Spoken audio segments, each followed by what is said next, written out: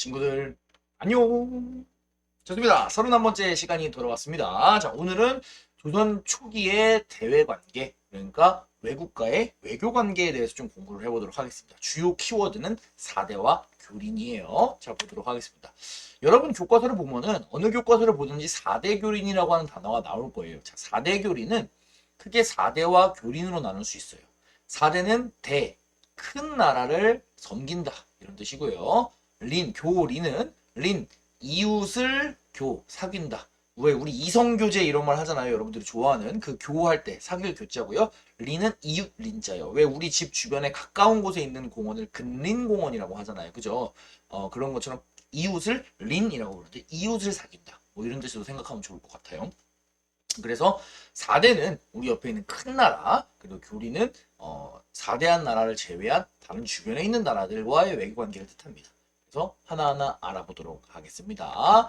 자, 그래서 4대라고 하는 나라는 그죠, 주변에 있는 큰 나라가 뭐겠어요? 그죠, 중국이죠. 당시 조선 초기에는 명나라고요. 나머지 이제 여진, 일본, 동남아와의 외교관계도 하나하나 차근차근 알아보도록 하겠습니다.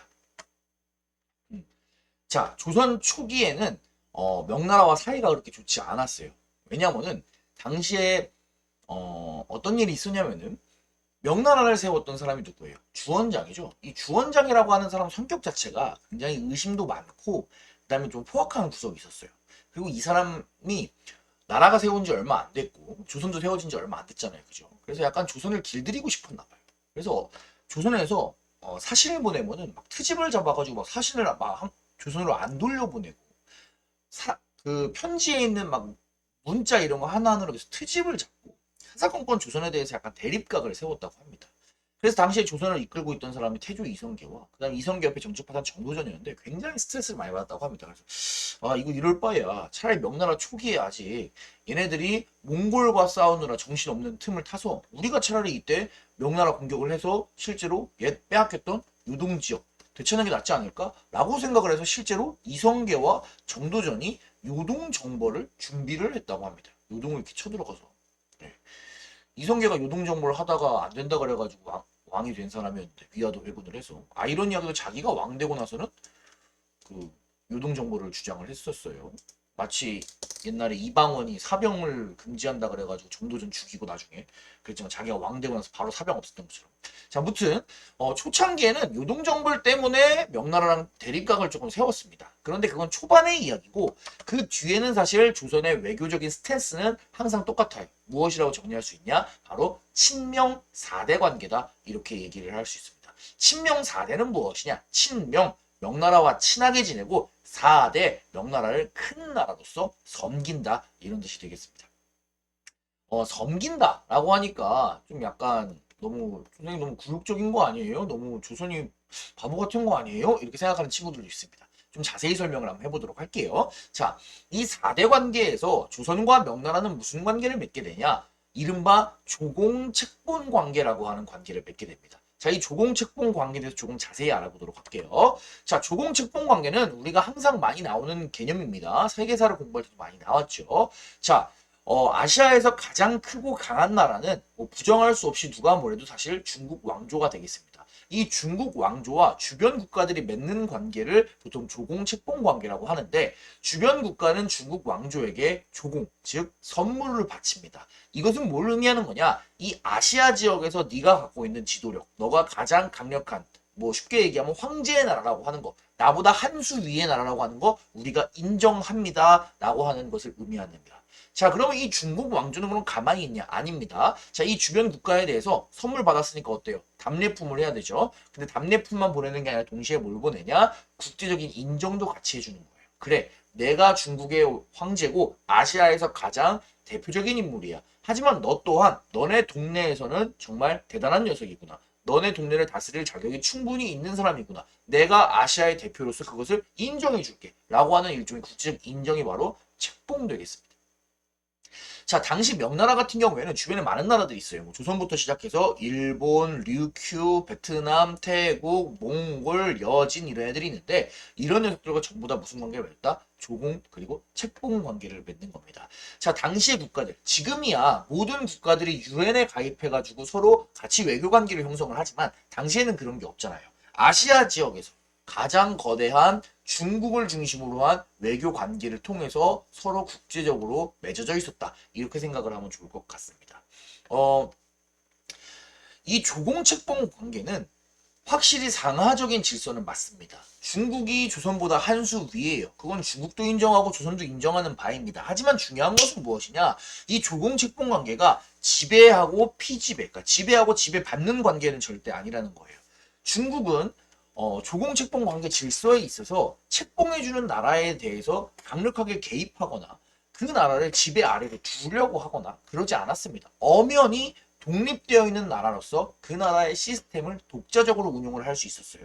그리고 어지간해서는 중국도 서로 조공국들이 어떻게 하는지에 대해서 개입하지 않으려고 했고요. 그래서 우리가 조공책봉 관계 4대라고 하는 대외적인 4대라고 하는 명분 아래에서 일어난 이 조공책봉 관계에 대해서 우리는 너무 힘이 약했어. 중국한테 너무 붙잡혀 살았어. 뭐 이렇게 여러분들이 생각하시지 않았으면 좋겠습니다.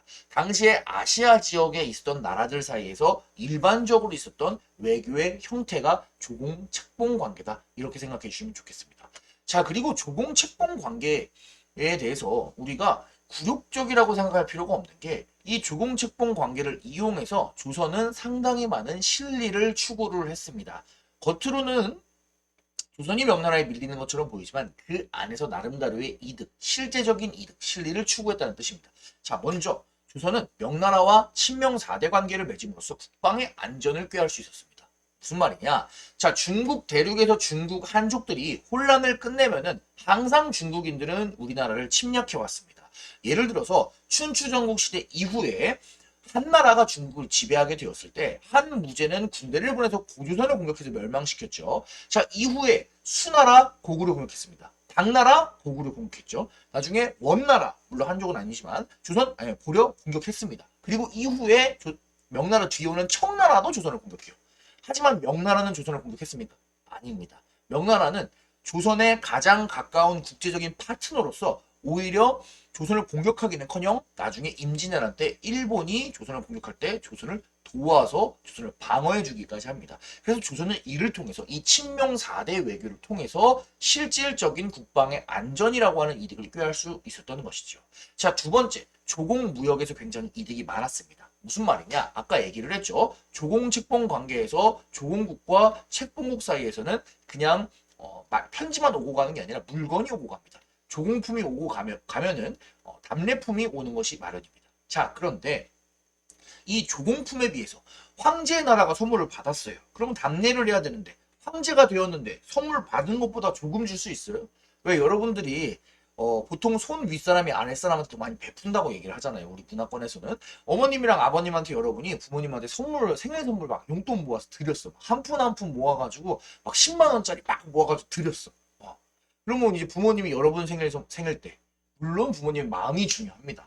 액수가 중요하겠어요. 하지만 만약에 여러분이 10만 원짜리 선물을 드렸는데 부모님이 3만 원짜리 선물을 줬어. 그러면은 좋지만 그래도 한편으로는 솔직하게 조금 아쉬움이 있잖아요. 그런 거예요. 그러니까 조공품으로 물건이 오는 거에 대해서 명나라는 더 큰 것을 내줬어야 됐습니다. 자, 그래서 실질적으로 어떤 일도 있었냐? 1397년에 이런 일이 있었어요. 명나라에서 조선에 사신을 보내요. 그래서 뭐라 그러냐면 조선 너희들 앞으로 조공 보낼 때 3년에 한 번만 와. 너희가 우리 좋아하는 거 알겠어? 3년에 한 번만 보내도 너네가 황제의 나라를 우리를 좋아하는 거 충분히 이해해 줄게 라고 얘기합니다. 그런데 조선에서 오히려 뭐라 그래요?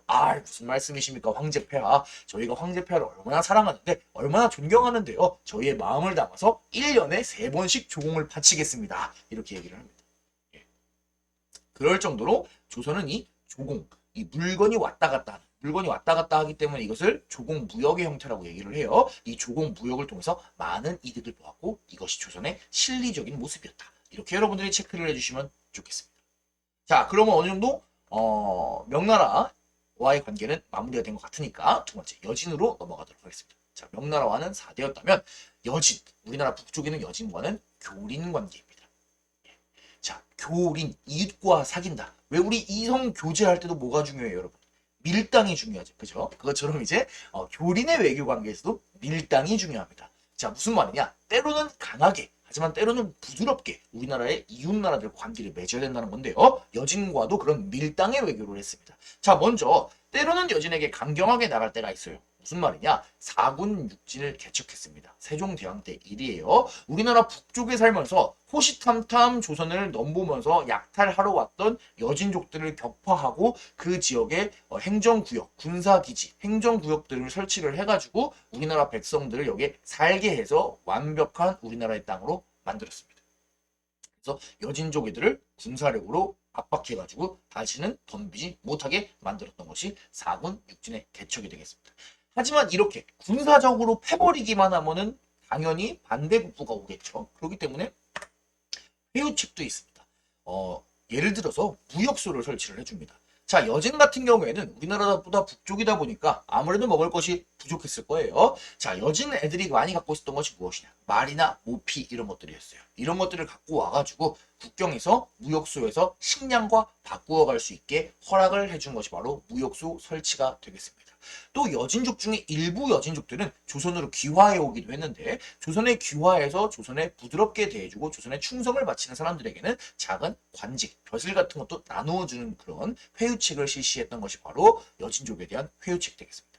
자, 그래서 여진족과의 교린 정책, 강경과 회유 잘 구별해서 여러분들이 이해해 주시기 바라겠습니다. 자, 다음 일본으로 넘어가겠습니다. 일본과의 외교 역시 교린 외교입니다. 역시 밀당이 중요하겠죠. 자, 강경책으로는 무엇이냐? 대마도 정벌을 합니다. 역시 세종대왕 때고요. 대마도는 어디냐? 우리나라와 일본 사이에 있는 스시마라고 하는 섬을 이제 대마도라고 부르는데요. 이 대마도 같은 경우에는 사진에서 볼 수 있다시피 산이 너무 많아요. 농사 지을 데가 없어. 굉장히 척박한 땅입니다. 그래서 여기 살고 있는 일본인들이 주로 왜구가 되어서 이 섬이 일본 해적, 왜구의 근거지가 되었습니다. 그래도 심심하면 그냥 우리나라에 와서 약탈을 하는 거예요. 그러다 보니까 어떻게 했다? 이 약탈 아예 못하게 근거지를 쓸어버려야겠다라고 해가지고 세종대왕 때 이종무라고 하는 장군을 보내서 대마도를 정벌하는 것이죠. 자, 하지만 아까도 얘기했다시피 부드럽게도 해야겠죠. 그래서 어떻게 하냐? 부드럽게 하기 위해서 회유책으로 삼포를 개항해 줍니다.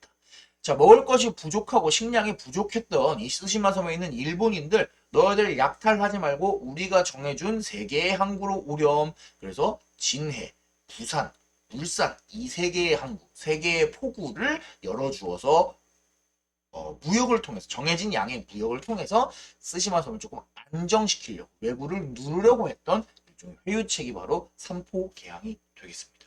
자, 그래서 역시 일본과의 외교 관계도 강경과 회유 잘 나누어서 여러분이 기억해 주시기 바랍니다. 자, 다음 동남아와는 어떤 외교를 했는지 알아보도록 하겠습니다. 자, 동남아시아 같은 경우에는 너무 멀리 있어요. 그래서 여러분들이 자세한 내용이나 이런 것들은 별로 알기가 어렵고요. 자세한 내용 말고 이름만 간단하게 알아보고 넘어가도록 하겠습니다. 자, 먼저 류큐라고 하는 나라가 있었어요. 류큐는 지금의 어디냐? 오키나와 되겠습니다.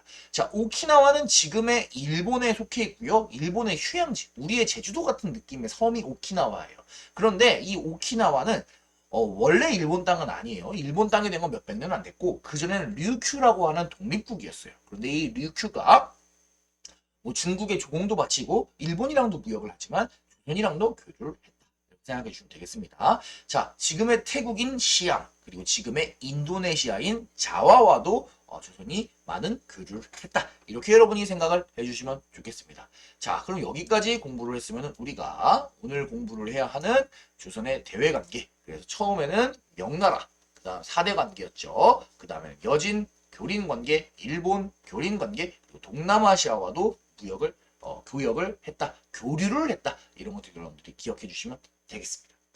자, 그래서 오늘 배운 내용 조선 초기의 외교 관계입니다. 가장 중요한 키워드는 4대와 교린이고요. 4대라고 하는 것은 겉보기에는 조공과 책봉으로서 약간 상하 질서가 있어서 좀 마음 속상할 수도 있겠지만 그 안에서 조선은 실리를 추구했다라고 하는 것도 여러분이 잘 체크를 해주시고요. 여진과 일본한테는 교린 정책으로서 우리가 밀당을 했다 이런 것도 잘 체크를 해주면 좋겠습니다. 정말 수고가 많았습니다. 친구들, 그럼 다음 시간에 만나요. 우리 안녕.